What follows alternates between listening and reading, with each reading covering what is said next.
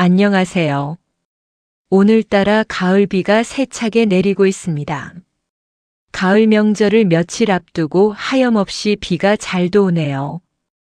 이제 다음 주면 가지각색의 사연과 사건들이 또 많이들 회자되겠네요. 여러분, 금지된 사랑이라는 말 어떻게 생각하십니까? 철없는 젊은이들의 불장난으로 치부하기엔 너무나도 거대하고 파괴적인 결과를 낳는 경우가 있습니다. 특히 사랑이 돈과 권력 그리고 배신이라는 독초를 자양분 삼아 8년이라는 긴 세월 동안 뿌리 내렸을 때는 말입니다. 오늘 우리가 함께 들여다볼 이야기는 바로 그런 이야기입니다. 대한민국을 떠들썩하게 했던 한 기업 총수 일가의 비극. 잘 나가는 기업 대표 시아버지와 너무나도 젊고 똑똑했던 둘째 며느리의 길고 긴 미래. 그리고 모든 것을 잃을 위기 속에서 조용히 칼을 갈았던 한 여인, 시어머니 장광자의 통쾌하고도 처절한 복수극. 그 완전한 기록을 소개해 드리겠습니다. 이 이야기는 단순한 막장 드라마가 아닙니다. 인간의 욕망이 어디까지 추락할 수 있는지, 그리고 침묵하던 자의 조용한 분노가 어떠한 결과를 낳는지를 보여주는 생생한 기록입니다. 자, 그럼 지금부터 10년이 넘는 세월을 넘나드는 이 기막힌 이야기의 첫 페이지를 아주 천천히 그리고 깊숙이 함께 넘겨보겠습니다. 구독과 좋아요, 그리고 여러분의 따뜻한 댓글은 이 채널을 유지하는 큰 힘이 됩니다. 그럼 시작하겠습니다. 2012년 봄의 기운이 완연했던 서울의 한 최고급 한정식집. 룸 안에는 값비싼 병풍과 고가구들이 자아내는 묵직한 공기와 함께 어색하면서도 설레는 기운이 감돌고 있었습니다. 국내 굴지의 건설사를 이끄는 강신주 회장의 둘째 아들 강준호의 상견례 자리였기 때문이죠. 강 회장은 60대라고는 믿기지 않을 만큼 다부진 체격과 쩌렁쩌렁한 목소리, 그리고 상대를 꿰뚫어 보는 듯한 눈빛을 가진 그야말로 살아있는 권력이었습니다. 그의 옆에는 평생을 함께하며 모래벌판 같던 회사를 반석 위에 올린 숨은 공로자, 아내 장광자 여사가 온화한 미소를 띤 채 앉아 있었습니다. 사람들은 그녀를 그저 강 회장의 조용한 아내로만 알았지만 이화여대 영문학과를 나온 그녀는 날카로운 지성과 통찰력을 감추고 있는 외유내강의 인물이었습니다. 남편이 불도저처럼 앞을 향해 돌진할 때 그녀는 뒤에서 모든 장애물을 치우고 길을 닦는 역할을 해왔습니다. 그녀의 침묵은 모든 것을 꿰뚫어보고 기다리는 지혜의 또 다른 이름이었습니다. 모든 것이 완벽해 보였던 그날, 그 누구도 이 자리가 훗날 한 가문을 송두리째 뒤흔들 파멸의 씨앗이 잉태되는 순간이 될 줄은 상상조차 하지 못했습니다. 사돈될 사람들과의 덕담이 오가던 중 예비 며느리 이미숙은 당시 29세에 세련되고도 도도한 자태로 룸 안으로 들어섰습니다. 명문대 경영학과를 수석으로 졸업하고 외국계 컨설팅 회사에서 능력을 인정받고 있던 재원. 빼어난 미모는 물론 그보다 더 빛나는 것은 총명함과 야망으로 가득 찬 조금도 주눅 들지 않는 명쾌하고도 당당한 그녀의 모습이었습니다. 이미숙이 고개를 숙여 인사를 올리는 순간 강신주 회장의 눈빛이 미세하게 흔들렸습니다. 불꽃이 튀었다는 진부한 표현으로는 부족했습니다. 그것은 마치 오랫동안 잠들어 있던 자신의 야수성을 깨우는 또 다른 야수를 마주한 듯한 격렬한 지적 동요였습니다.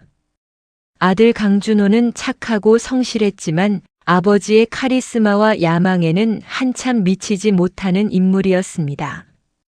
이미숙은 아들에게는 과분한 존재라는 판단이 드는 자리였다고 할까요?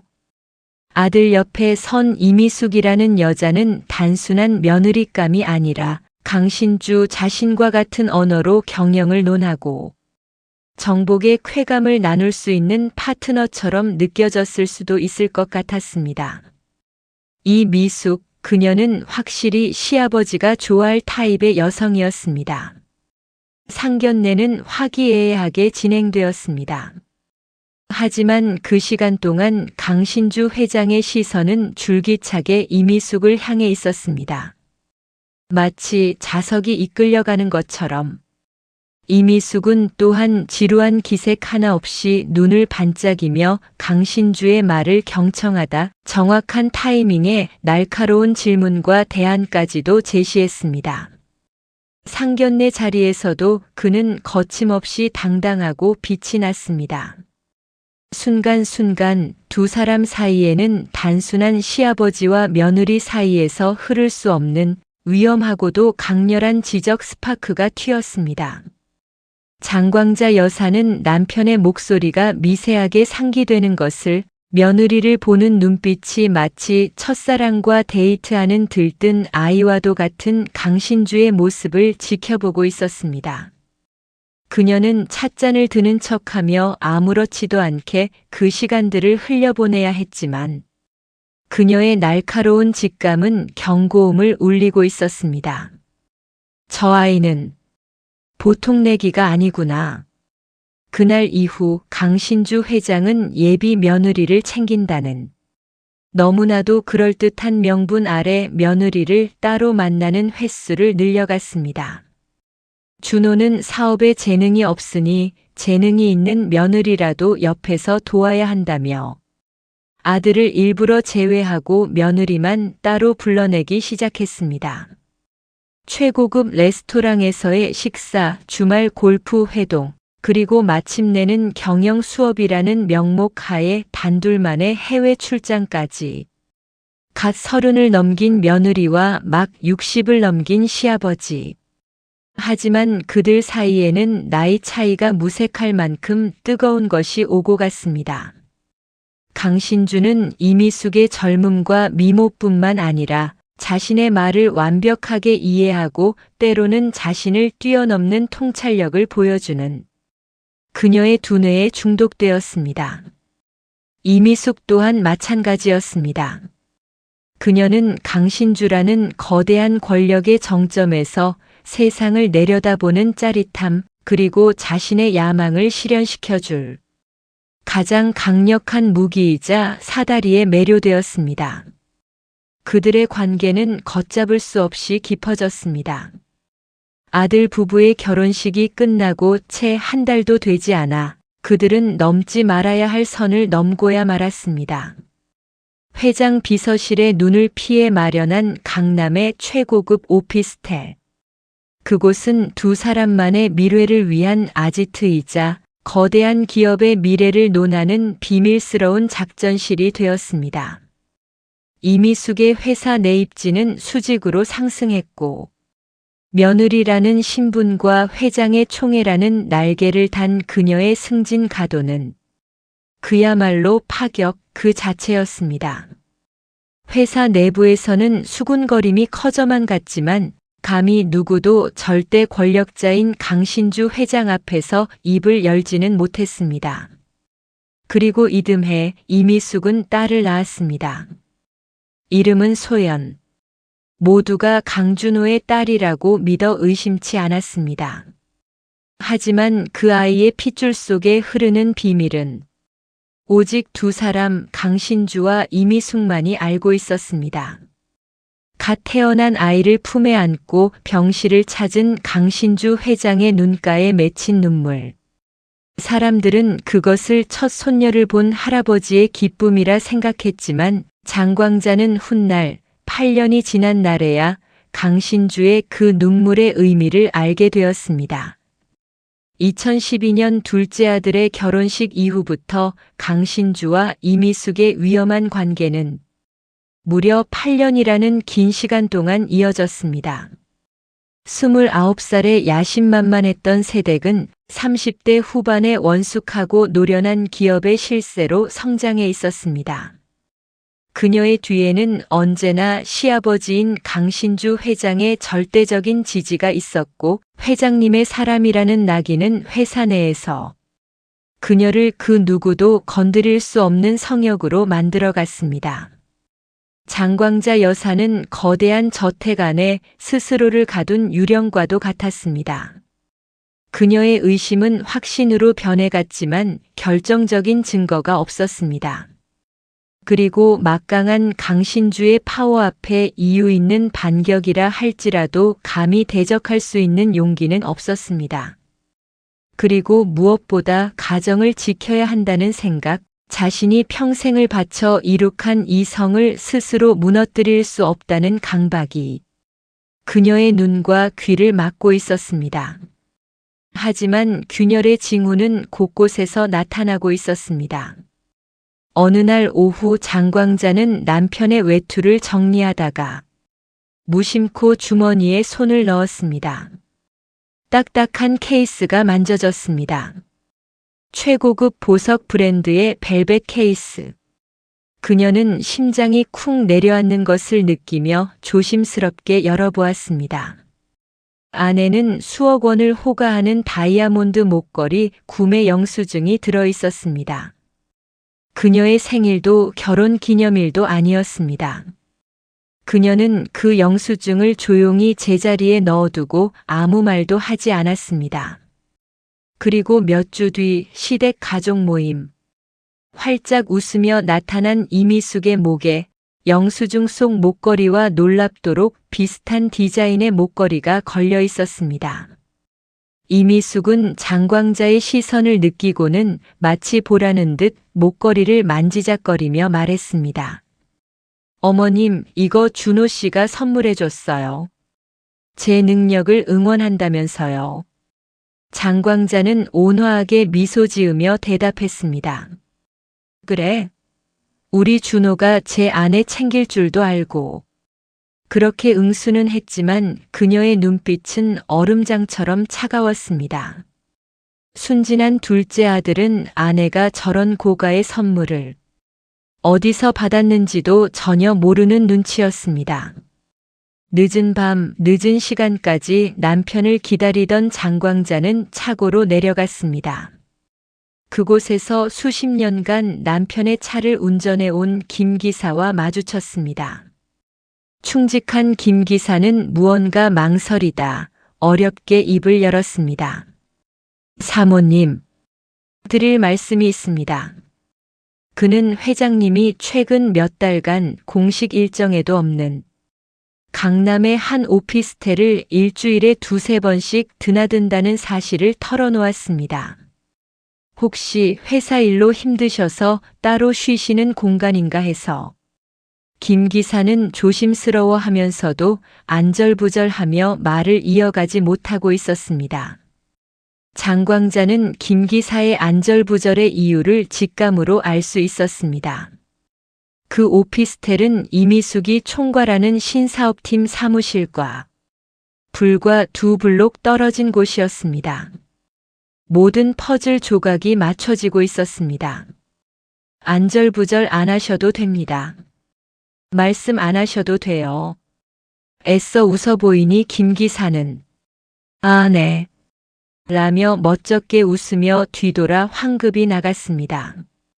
의심이 확신이 되었지만 장광자는 섣불리 움직일 수 없었습니다. 섣부른 폭로는 가정을 파탄내고 회사를 위기에 빠뜨릴 뿐이라는 것을 그녀는 잘 알고 있었습니다. 많은 번민과 분노의 시간이 흐르면서 장광자는 점점 냉정을 되찾을 수 있었습니다. 떨어져 나간 나뭇잎은 다시 나무에 붙을 수 없는 이치와 같이 이미 장광자는 떨어져 나간 나뭇잎에 불과할 뿐이었습니다. 떨어져 나간 나뭇잎을 모아 불을 붙이면 나무와 숲이 탈 수 있을까요? 장광자는 이제껏 느낄 수 없었던 내면적 깡이 되살아나는 것 같았습니다. 독사를 잡으려면 한 번에 목을 끊을 수 있는 결정적 증거가 필요해. 그녀는 조용히 때를 기다리고 있었습니다. 그리고 2020년 겨울 그때가 왔습니다. 강신주 회장은 자신의 칠순을 기념해 가족들과 함께 제주도의 최고급 별장으로 여행을 떠났습니다. 단란한 가족 여행이었지만 그 속내는 이미숙과의 밀회를 즐기기 위한 위장이었습니다. 사건은 아주 우연한 곳에서 터졌습니다. 강 회장의 외손자, 즉 큰딸이 낳은 이제 막 초등학교에 입학한 아이가 할아버지의 태블릿 PC로 게임을 하고 있었습니다. 외손녀는 실수로 다른 폴더를 눌렀고 그곳에는 차마 눈뜨고 볼 수 없는 사진들이 가득했습니다. 할아버지와 둘째 숙모가 입에 담기에도 민망한 모습으로 뒤엉켜 있는 사진들.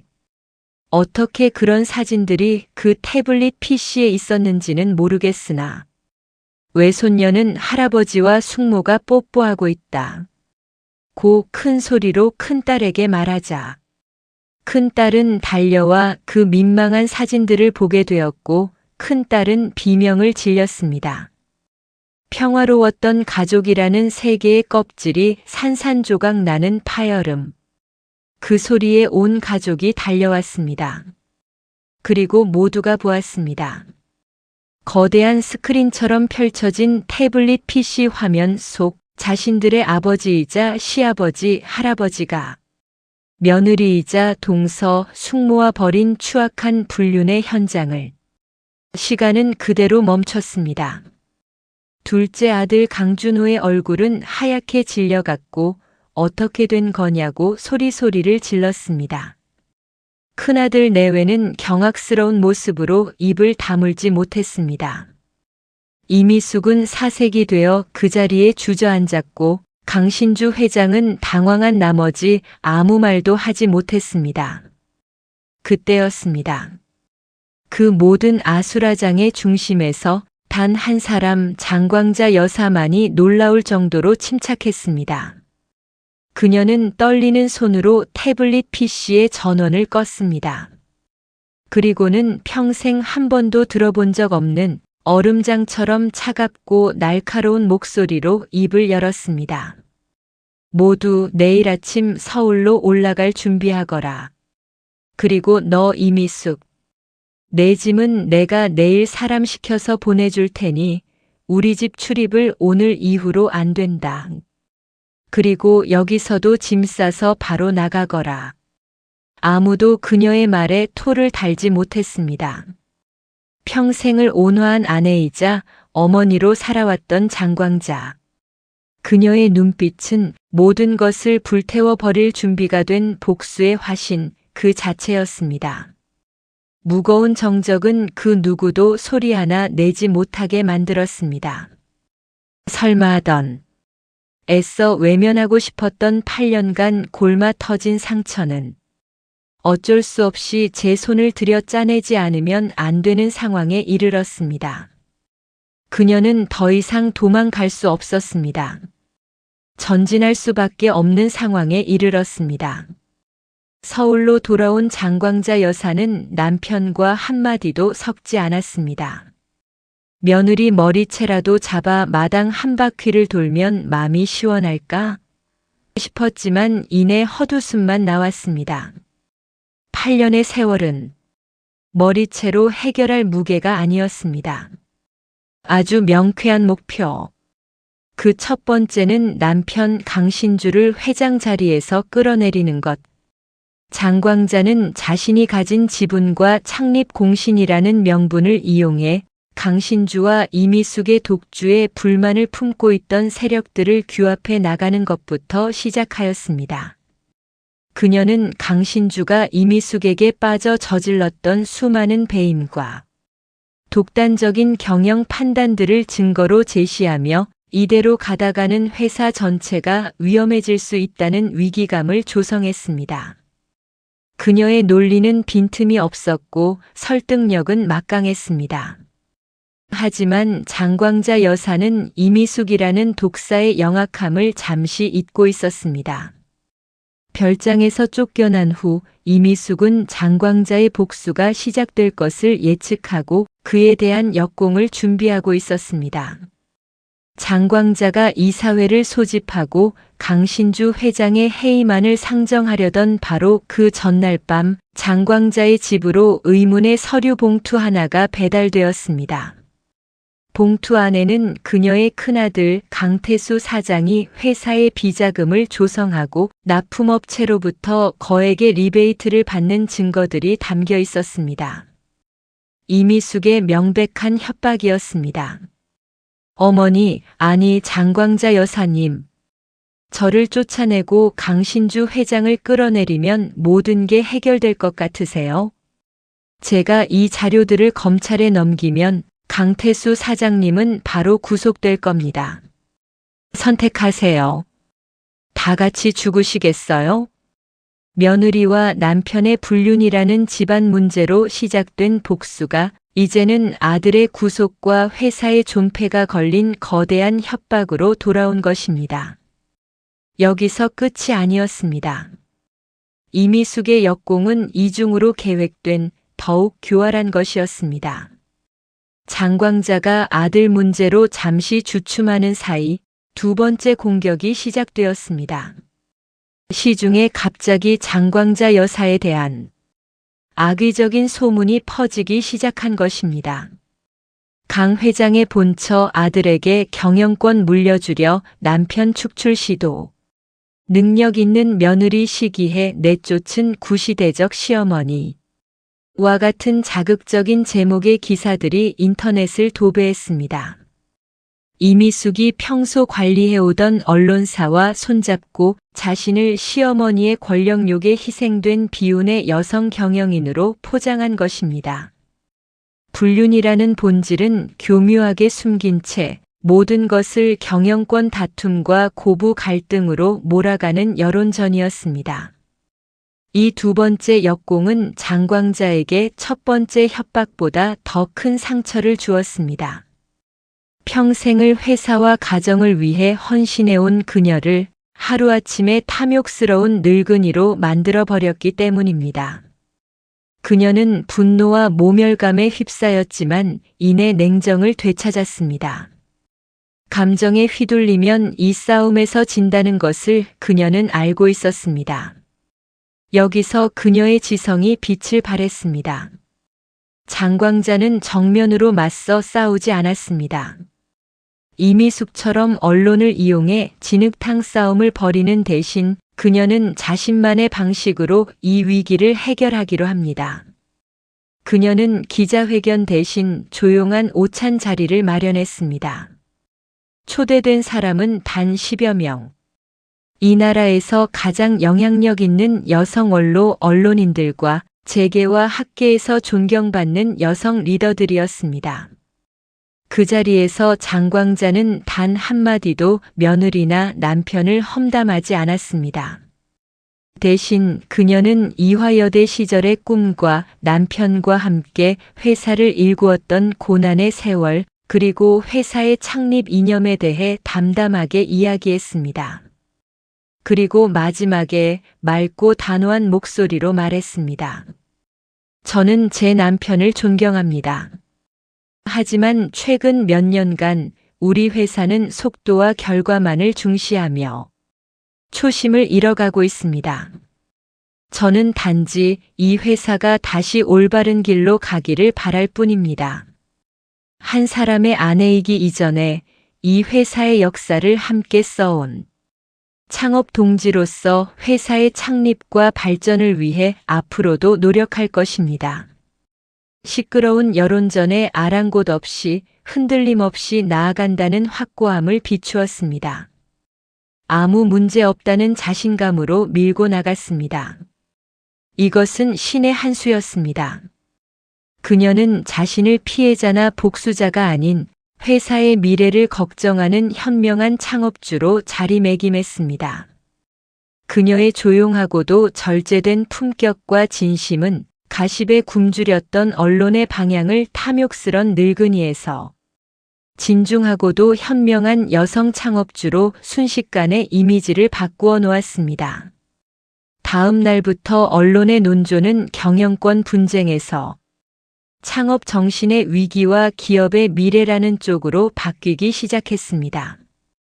이미숙이 만든 진흙탕 프레임에서 벗어나 명분 싸움에서 압도적인 우위를 점하게 된 것입니다. 여론전에서 승기를 잡은 장광자는 이제 첫 번째 협박, 즉 아들의 비리 문제를 해결할 실마리를 찾기 시작했습니다. 내가 여기서 질 것 같니? 분명히 방법이 있을 것이야. 그 방법을 찾아야 해. 그녀의 뇌리를 스치는 한 가지 기억. 몇 년 전 강신주 회장이 술에 취해 은조렸던 말. 스위스에 당신이랑 내 노후를 위한 작은 선물을 준비해 뒀어. 아무도 모르게. 그때는 그저 술주정으로 넘겼던 말이었습니다. 하지만 지금 이 절체절명의 위기 속에서 그 말이 마치 한 줄기 빛처럼 느껴졌습니다. 아무도 모르는 선물. 이 뭘까? 강신주와 33년 살아온 여자의 촉은 틀리지 않았습니다. 그것은 바로 이미숙조차 모르는 강신주의 비밀 비자금 계좌였습니다. 장광자는 강신주의 비밀 비자금 계좌의 존재를 안 순간 직감했습니다. 이미숙이 들고 있는 칼이 아들의 비리라면 자신이 휘두를 수 있는 그 비밀 계좌의 칼은 바로 남편의 모든 것을 앗아갈 수 있는 막강한 무기가 될 것. 그리고 그 칼은 이미숙에게도 가장 치명적인 무기가 될 수 있을 것을 직감했습니다. 그녀는 수화기를 들고 국제 변호사이자 오랜 지인에게 전화를 걸었습니다. 오랜만일세. 자네의 도움이 필요해. 아주 크고 더러운 돈을 찾아야겠어. 이제 전쟁은 새로운 국면으로 접어들었습니다. 이미숙은 2번의 역공으로 승리를 확신하고 있었지만 그녀는 알지 못했습니다. 자신이 붙잡고 있는 동아줄이 사실은 썩은 동아줄이었다는 것을, 그리고 그 줄을 끊어버릴 가위를 장광자 여사가 이미 손에 쥐었다는 사실을 이미숙은 상상도 하지 못하고 있었습니다. 장광자 여사는 이미숙의 협박에 굴복하는 척했습니다. 긴급 이사회 소집을 철회했고 강신주 회장의 해임안도 없던 일로 했습니다. 겉으로 보기에 승리는 이미숙에게 돌아간 듯 했습니다. 그녀는 회사에서 더욱 기고만장해졌고 강신주 회장을 등에 업고 사실상의 여제처럼 군림했습니다. 장광자는 그 모든 것을 묵묵히 지켜보았습니다. 그녀의 반격은 물밑에서 아주 은밀하고 신속하게 진행되었습니다. 국제 변호사와 회계사로 구성된 비밀팀은 장광자가 제공한 몇 개의 단서들을 조합해 마침내 강신주 회장의 스위스 비밀 계좌를 열었습니다. 판도라의 상자가 열렸습니다. 스위스 계좌 안에는 상상을 초월하는 규모의 비자금이 숨겨져 있었습니다. 그런데 더 놀라운 사실이 발견되었습니다. 최근 몇 년간 그 돈의 상당 부분이 페이퍼 컴퍼니를 통해 다른 곳으로 흘러나가고 있었던 것입니다. 그리고 그 페이퍼 컴퍼니의 실소유주를 추적하자 마침내 드러난 이름. 바로 이미숙이었습니다. 강신주는 사랑이라는 이름으로 자신의 제국을 통째로 그녀에게 상납하고 있었던 셈입니다. 모든 증거를 손에 쥔 장광자는 마지막 퍼즐 조각을 맞추기 시작했습니다. 그녀는 검찰에 아들의 비리 자료를 넘기겠다며 자신을 협박했던 이미숙의 통화 내용은 자동적으로 녹음되어 있었습니다. 이제 모든 준비는 끝났습니다. 심판의 날은 강신주 회장의 칠순 생일 파티가 열리는 날로 정해졌습니다. 서울의 최고급 호텔 연회장을 통째로 빌려 열린 파티에는 정재계 인사들이 구름처럼 몰려들었습니다. 파티의 주인공은 단연 강신주 회장과 그의 곁을 지키는 젊고 아름다운 실세 이미숙이었습니다. 파티가 절정에 달했을 무렵 사회자가 장광자 여사를 무대 위로 모셨습니다. 남편에게 축하 인사를 전하는 순서였습니다. 모두의 시선이 집중된 가운데 장광자는 우아한 드레스 차림으로 천천히 무대에 올랐습니다. 그녀의 손에는 작은 리모컨이 들려 있었습니다. 그녀의 목소리는 떨리지 않았습니다.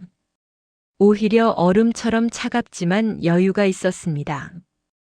회장님의 칠순을 진심으로 축하드립니다.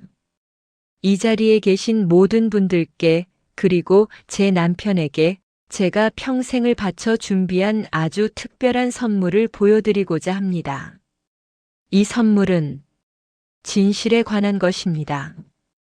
그녀가 리모컨 버튼을 누르자 연 회장 대형 스크린에 영상 하나가 재생되기 시작했습니다. 스위스 은행의 계좌 내역이 화면을 가득 채웠고 수천억 원의 돈이 이미숙의 이름으로 된 페이퍼 컴퍼니로 흘러들어가는 흐름도가 적나라하게 펼쳐졌습니다. 연 회장은 순식간에 찬물을 끼얹은 듯 조용해졌습니다. 강신주 회장의 얼굴은 새하얗게 굳어갔습니다. 하지만 이것은 시작에 불과했습니다. 영상은 곧 강신주가 회사 돈을 빼돌려 이미숙에게 고가의 부동산과 보석을 사주는 장면, 두 사람이 비밀 오피스텔에서 밀회를 즐기는 장면으로 이어졌습니다. 그리고 마지막 영상의 대미를 장식한 것은 음성 파일이었습니다. 선택하세요, 장광자 여사님. 다 같이 죽으시겠어요? 자신을 협박하던 이미숙의 목소리가 연 회장 전체에 울려 퍼졌습니다. 모든 것이 끝났습니다. 강신주 회장은 연 회장 자리에 주저앉았고 이미숙 역시 적나라한 미래 장면에 얼굴이 백지장처럼 하얘져서 아무 말도 못하고 허둥대고 있었습니다. 장광자는 마이크를 잡고 마지막 일격을 가했습니다. 강신주 회장은 지난 수년간 공금을 횡령하고 회사에 막대한 손해를 끼쳤습니다. 그리고 저 이미숙 역시 강신주와 공모하여 회사에 막대한 피해를 끼쳤으므로 제 남편 강신주와 며느리였던 이미숙을 특정경제범죄가중처벌법상 횡령 및 배임 혐의로 검찰에 고발합니다. 그녀의 말이 끝나자마자 연 회장 문이 열리고 검찰 수사관들이 들이닥쳤습니다. 화려했던 파티는 순식간에 아수라장으로 변했습니다. 카메라 플래시가 미친 듯이 터졌고 강신주 회장은 그 자리에서 체포되었습니다. 이미숙 또한 현장에서 체포될 위기에 처하자 그 순간 마지막 이성을 잃은 강신주가 그녀를 감싸 안으며 외쳤습니다. 이 여자는 아무 잘못이 없어요. 모든 것은 내가 다 책임지겠소. 그녀는 풀어주시오. 한 남자의 마지막 남은 자존심이었을까요? 한 남자의 끝나지 않은 사랑의 마음이었을까요? 그 어느 쪽이든 처절한 그의 모습을 보고 있노라니 허망하기 짝이 없었습니다. 강신주는 모든 죄를 자신에게 돌렸고 그 덕분에 이미숙은 일단 구속은 면할 수 있었습니다. 그녀가 강신주의 총애를 얻고 8년간 쌓아 올렸던 바벨탑은 장광자의 등장으로 단 하루 만에 처참하게 무너져 내린 것입니다. 강신주 회장의 몰락은 대한민국 사회에 큰 가십거리가 되었습니다. 하지만 장광자 여사는 흔들리지 않았습니다. 그녀는 즉시 비상경영체제를 선포하고 자신이 직접 회장 직무대행을 맡았습니다. 그리고 큰아들 강태수를 대표이사에 앉혀 혼란스러운 회사를 흔들림 없이 빠르게 수습해 나갔습니다. 재판 결과 강신주 회장은 징역 3년형을 선고받고 법정 구속되었습니다. 그가 모든 죄를 뒤집어 쓰면서 이미숙은 겨우 구속을 피해갈 수 있었습니다. 2022년 강신주는 모범수로 가명을 받아 2년 만에 출소했습니다. 그는 쇠락한 모습으로 수소문 끝에 이미숙을 찾아갔지만 마주한 것은 유능한 의사와 재혼을 앞둔 이미숙의 차가운 모습이었습니다. 소연이를 생각한다면 더 이상 찾지 말아달라. 소연이는 내가 잘 키우겠다. 재력 권력이 사라진 강신주는 이제 더 이상 이미숙의 상대가 될 수 없었습니다. 이미숙의 두 번째 결혼식이 열리는 화려한 예식장에 식이 시작되기 직전 신랑 측 부모님 앞으로 의문의 등기우편 하나가 배달되었습니다. 발신인의 이름은 없었습니다. 봉투 안에는 이미숙과 강신주의 과거 불륜 행각이 담긴 고화질의 사진 수십 장과 그녀의 범죄 혐의에 대한 상세한 기록들이 담겨 있었습니다. 그 우편물은 아주 심플하면서도 고급스러운 종이에 포장되어 있었는데 그것을 누가 보냈는지는 아무도 모릅니다. 그 등기우편으로 인하여 결혼식은 당연히 파탄이 났고 이미숙이은 또 한 번의 대창피를 당하였습니다. 그 후로 1년이 더 흘렀습니다. 2023년 현재 장광자는 회장 자리에 큰아들은 대표이사로 회사를 훌륭하게 이끌고 있습니다. 사람들은 장광자를 철의 여인이라 부릅니다. 그녀는 이사회에서 불필요한 보고는 단칼에 잘라내고 핵심을 찌르는 단 몇 개의 질문만으로 문제의 본질을 꿰뚫어 보는 것으로 유명합니다. 이화여대 영문학과 시절에 똑부러지고 지혜로웠던 장광자는 60대 나이에 생소한 경영 분야에서도 빛을 발하고 있습니다. 강신주 회장은 충청도의 어느 깊은 산속 암자에서 그를 봤다는 사람도 있고 아예 속세를 등지고 자연인으로 살고 있다는 소문만 무성할 뿐 그의 행방을 정확히 아는 사람은 아무도 없습니다. 구독자 여러분, 오늘 이야기는 여기까지입니다. 한 편의 영화와도 같은 10년이 넘는 세월에 걸친 사랑과 배신 그리고 복수의 대서사시였습니다.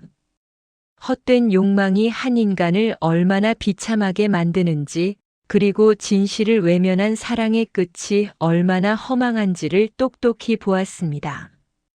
또한 모든 것을 잃었다는 생각이 들 때 주저앉아 우는 대신 우리는 스스로 일어나 무언가를 준비해야 합니다. 자신의 인생을 되찾아야 했던 한 여인의 위대하고도 서늘한 복수를 통해 우리는 인과응보라는 네 글자의 무서움을 다시 한번 되새기게 됩니다. 여러분의 인생에도 혹시 감당하기 힘든 배신과 고통의 순간이 있었나요? 그렇다면 장광자 여사처럼 냉철하게 상황을 판단하고 스스로를 지킬 힘을 기르시길 바랍니다. 눈물은 복수가 끝난 뒤에 흘려도 늦지 않습니다. 오늘 이야기에 대한 여러분의 생각과 의견도 댓글로 남겨주세요. 구독과 좋아요는 다음 이야기를 만드는데 큰 힘이 됩니다. 다음 주에도 더욱 흥미로운 이야기로 다시 찾아뵙겠습니다. 감사합니다.